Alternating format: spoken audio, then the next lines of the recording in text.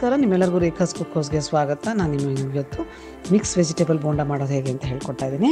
ಇದರೊಳಗೆ ನೋಡಿ, ಈಗ ಇದು ಹೇಗೆ ಕ್ರಿಸ್ಪಿಯಾಗಿರುತ್ತೆ ಹೋಟೆಲಲ್ಲೆಲ್ಲ ತಿಂದಾಗ, ಆ ಥರ ಬೋಂಡ ಮಾಡ್ಕೋಬೇಕು ಅಂದರೆ ಅವ್ರು ಮಾಡೋ ಒಂದು ಸ್ಟೈಲೇ ಬೇರೆ ಇರುತ್ತೆ. ಅದನ್ನು ನಾನು ನಿಮಗೆ ಹೇಳ್ಕೊಡ್ತಾ ಇದ್ದೀನಿ. ಇದಕ್ಕೆ ನಾನೀಗ ದೊಡ್ಡದೊಂದು ಈರುಳ್ಳಿನ ತೆಳ್ಳಗೆ ಹೆಚ್ಕೊಂಡಿದ್ದೀನಿ, ಸ್ಲೈಸಸ್ ಮಾಡ್ಕೊಂಡಿದ್ದೀನಿ. ಅದೇ ಥರ ಕ್ಯಾಪ್ಸಿಕಮ್ಮು ಒಂದು 3-4 ಸ್ಪೂನಷ್ಟು ಹಾಕ್ಕೊಂಡ್ರೆ ಸಾಕು. ಕ್ಯಾರೆಟ್ ಕೂಡ ದೊಡ್ಡದು ತುರಿಯೋದಿರುತ್ತಲ್ಲ, ಅದರಿಂದ ತುರಿದಿದ್ದೀನಿ. ತುಂಬ ಸಣ್ಣಗೆ ತುರ್ಕೋಬಾರ್ದು, ಟೇಸ್ಟ್ ಚೆನ್ನಾಗಿರಲ್ಲ.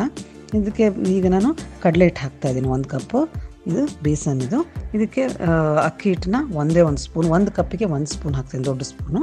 ಇದಾದ ನಂತರ ಉಪ್ಪು ಹಾಕ್ಕೊಳ್ಳೋಣಂತೆ, ರುಚಿಗೆ ತಕ್ಕಷ್ಟು ನಾನು ಉಪ್ಪು ಹಾಕ್ಕೊಂಡಿದ್ದೀನಿ. ಇದಾದ ನಂತರ ನಾನು ಹಿಂಗೆ ಹಾಕ್ಕೋತೀನಿ ಒಂದು ಸ್ವಲ್ಪ, ಇದರಿಂದ ರುಚಿ ತುಂಬಾ ಚೆನ್ನಾಗಿರುತ್ತೆ. ಆಮೇಲೆ ನಾನು ಇದಕ್ಕೆ ಸ್ವಲ್ಪ ಸೋಡಾ ಹಾಕಲೇಬೇಕು. ಇದಕ್ಕೆ ಸೋಡಾ ಹಾಕಿದರೆ ಲೈಟಾಗಿ ಆಗುತ್ತೆ. ಅದಕ್ಕೆ ಒಂದು 1/4 ಸ್ಪೂನಷ್ಟು ಸೋಡಾ ಹಾಕಿದ್ದೀನಿ.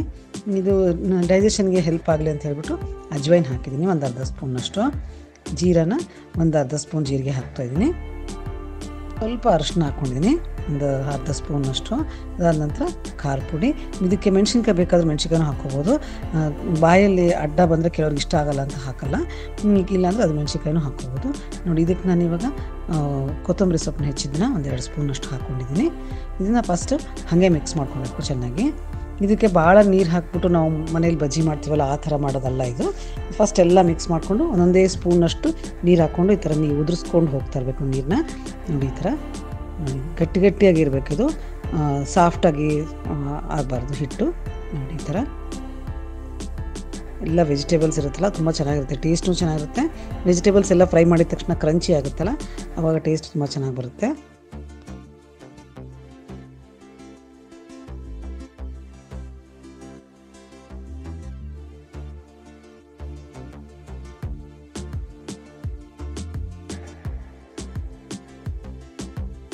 ನೋಡಿ, ಇವಾಗ ಕನ್ಸಿಸ್ಟೆನ್ಸಿ ಸರಿಯಾಗಿದೆ.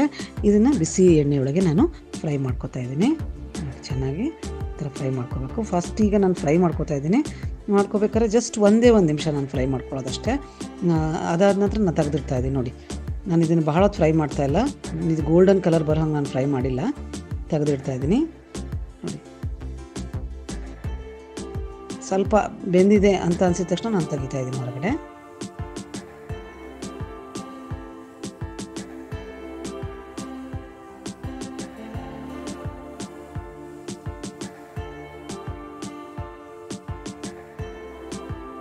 ನಾನೇನು ಮಾಡ್ತಾಯಿದ್ದೀನಿ ಅಂದರೆ 1-2 ನಿಮಿಷ ಇದನ್ನ ಇಟ್ಬಿಟ್ಟು ಹೊರಗಡೆ ಮತ್ತೆ ಇದನ್ನು ನಾನು ಫ್ರೈ ಮಾಡ್ತಾಯಿದ್ದೀನಿ ಇನ್ನೊಂದು ಸರ್ತಿ.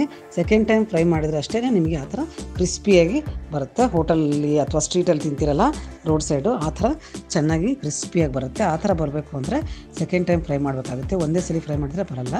ಸ್ವಲ್ಪ ಹೊರಗೆ ತೆಗೆದುಬಿಟ್ಟು ಅದ್ರದ್ದು ಎಣ್ಣೆ ಹೋಗೋ ತನಕ ವೆಯ್ಟ್ ಮಾಡಿ, ಒಂದು ನಿಮಿಷ ವೆಯ್ಟ್ ಮಾಡಿ, ಆಮೇಲೆ ಮತ್ತೆ ಇದನ್ನು ಫ್ರೈ ಮಾಡಿದರೆ ನೋಡಿ ಈ ಥರ ಆಗುತ್ತೆ. ಇದೇ ಥರ ನಾನು ಉಳ್ಕಿದ್ದೆಲ್ಲ ಬೋಂಡಾಗಳ್ನು ಫಸ್ಟ್ ಟೈಮ್ ಎಲ್ಲ ಫ್ರೈ ಮಾಡ್ಕೊಂಡಿರೋದನ್ನು ನಾನು ಮತ್ತೆ ಸೆಕೆಂಡ್ ಟೈಮ್ನು ಫ್ರೈ ಮಾಡಿ ತಗೊಳ್ತಾ ಇದ್ದೀನಿ. ಇದಕ್ಕೆ ವೆಜಿಟೇಬಲ್ಸ್ನೂ ಹಾಕಿರೋದ್ರಿಂದ ತುಂಬ ಟೇಸ್ಟಿಯಾಗಿರುತ್ತೆ. ನೋಡಿ, ಟ್ರೈ ಮಾಡಿ ನೋಡಿ, ಎಷ್ಟು ಚೆನ್ನಾಗಿರುತ್ತೆ ಇದು ತಿನ್ನೋಕ್ಕೆ. ನೋಡಿದ್ರಲ್ಲ, ಇದಕ್ಕೆ ಏನು ಬೇಕಾಗಲ್ಲ, ಒಂದು ಕೆಚಪ್ ಹಚ್ಕೋಬೋದು ಅಥವಾ ಹಾಗೇನೆ ತಿನ್ಬೋದು. ಈ ಥರ ಮಾಡ್ಕೊಂಡು ನೋಡಿ. ನನ್ನ ಚಾನಲ್ಗೆ ಸಬ್ಸ್ಕ್ರೈಬ್ ಮಾಡ್ಕೊಂಡಿದ್ರೆ ಮಾಡ್ಕೊಳ್ಳಿ. ತುಂಬ ಧನ್ಯವಾದಗಳು. Thank you very much.